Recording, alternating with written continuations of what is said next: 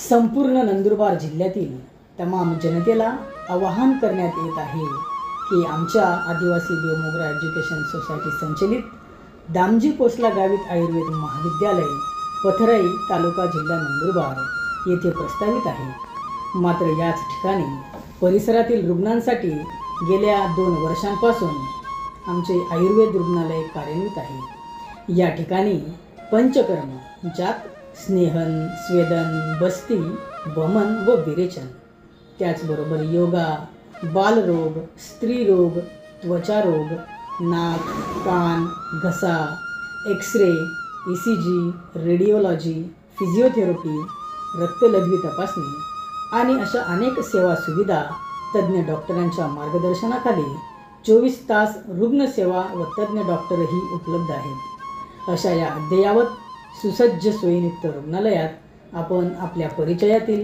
आपल्या गावातील नातेवाईकांपर्यंत हा संदेश पोहोचवावा आणि या सुवर्ण संधीचा लाभ घ्यावा।